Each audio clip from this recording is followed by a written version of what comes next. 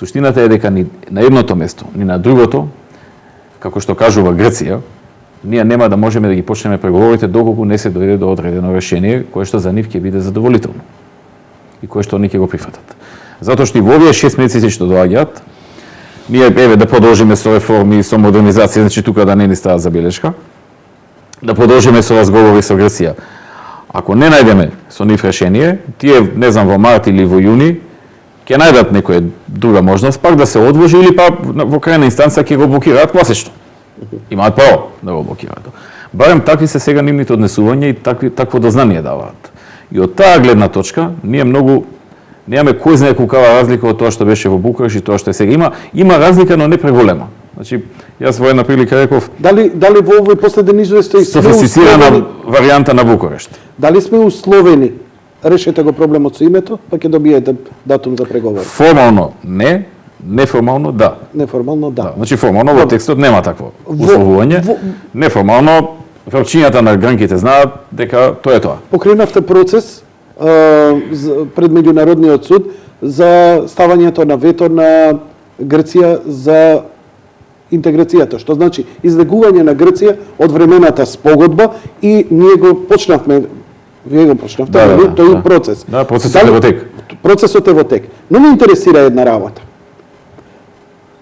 Дали Грција може да се излече од таа работа, бидејќи формално не беше ставено вето?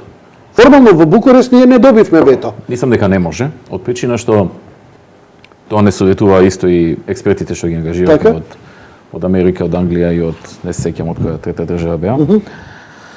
Од причина што во договорот во 95-та година не пишува дека Грција нема право да не блокира и да стави вето, туку нема право да попречи за членување во мултилатерална организација доколку земјата се согласи да влезе под привременото име поранешна Југословенска република Македонија. Има премногу докази дека тие попречија, а има толку многу изјави во кои што тие самите кажуваат дека попречија, што веќе нашите адвокати не викаат не ни ги праќајте, веќе ги имаме многу.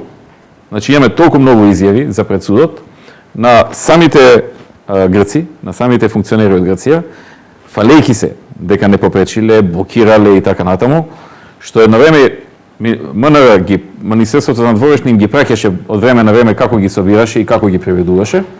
И едно време од таму ни јави адвокатите, доволно е, не праќајте премногу материјали, доказан. Зошто ве така што од таа гледна точка навистина било изненадување за мене доколку они докажат дека не попречиле, пошто самите кажаа дека не блокирале.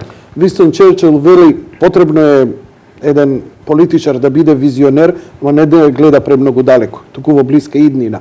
Ме интересира, дали размислувате во некои други варијанти, бидејќи се соочуваме со просто невозможна ситуација.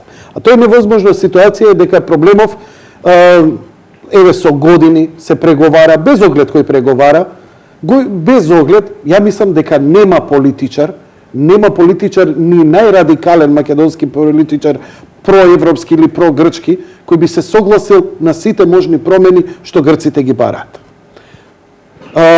Искрено верувам во тоа. Може би сум најведно, тоа е искрено. Но ме интересира, дали со овој процес се размислува дека ако ова продолжи вака, а не може во недоглед да продолжи, не може да и станува невозможна мисија, дали се размислува за некои радикални потези? Прво, да ви кажам, должен сум од името на гледачите кои се јавуваат овде. Бараат прекин на преговорите. Второ, ова е све идеја од гледачите. Наивно или не, јас само чувствувам должност и од оние писма што сум ги дал. Прекин на преговорите, бидејќи на сите им е јасно дека нема политичар, а и тој што ќе се одлучи на такво нешто, ќе мора да се соочи со страшен радикализам кој ќе произлезе после во Македонија. Наводно, не знам, предпоставувам. Ако некој подпише промена на име, промена на идентитет, промена на јазик, промена на црква. Прекин на преговори и да отпочнеме преговори за прием во Обединетите нации под нашето уставно име. Колку е ова научна фантастика, колку е реално, колку може еден политичар да го има во некоја фиока, затоа што и не знам како ги гледате вие. Може ли уште 5 години оваа статус кво ситуација? Грците гледам немаат проблем да не држат уште долго.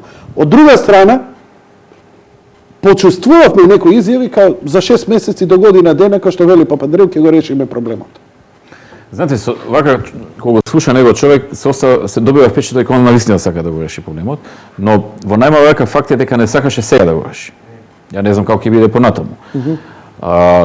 Кога говори, јас вака кога го слушам по телевизија и така, имам впечаток дека како да сака, но кога ќе седнам да зборам за суштината, комплетно ми се менува впечатокот. И сега во твоето излагање имаше по мене два дела, би ги одвоил. Првото е прекин на преговорите и второто е одење во Обединените нации. Околу првото. Има по мене две причини најмалку заради кои што мислам дека тоа не е добра варијанта. Има и повеќе, но ќе се задржам на две. Прво, јас сум премиер, председател на влада.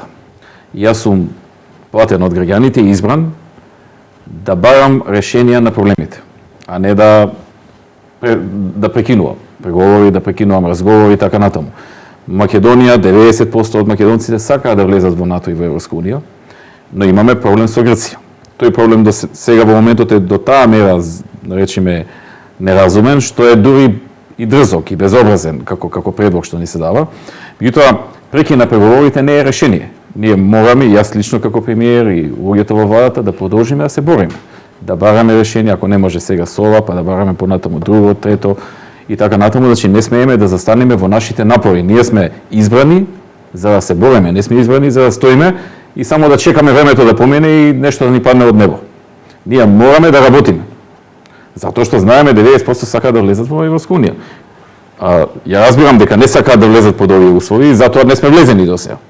Да сакаат да влезат под овие услови, најверојатно сосема друга клима ќе имавме и до сега може ќе бевме многу подалеку од она што сме сега, но застанување и прекин е нешто што мислам дека не кореспондира со она што го имаме како на некој начин како оврска, како политичари, да се бориме максимално и да не застанеме во таа борба барајќи решение. Ја не знам дали ќе го најдеме, можеби ќе го најдеме, можеби нема, ќе направиме се што е во наша мог да го најдеме, но мораме да се бориме. Тоа е првиот одговор. Вториот одговор е прекин на преговорите во дипломатските кругови и секаде во Европа ќе значи крајно осудување на Македонија и крајно подршка на Грција.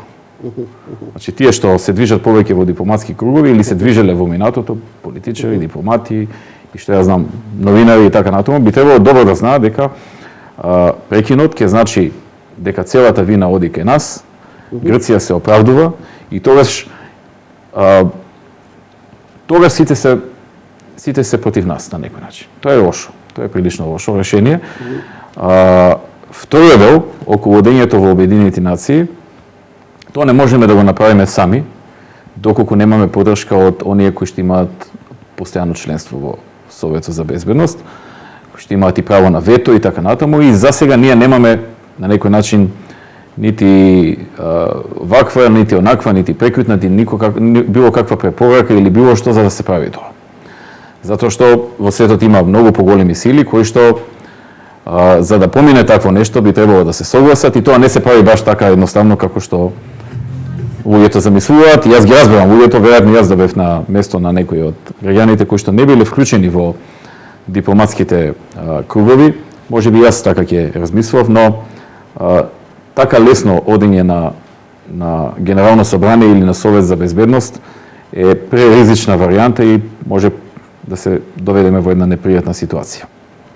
За сега такво нешто не е во опција. И до кога овој статус кво можеме ние да го издржиме? Ние, Јанко, во која смисла статус кво? Во смисла не влегуваме во НАТО, не влегуваме во ЕУ. Преговорите не можат. Ние не можеме да прифатиме промена на идентитет, тие ако не попуштат за тоа, до каде, до кога може да биде? Мора да продолжиме да се бориме, не смееме да застанеме и не смееме вака дефетистички, само се извини, но ми личи, сега не прифаќа, тој не прифаќа мене.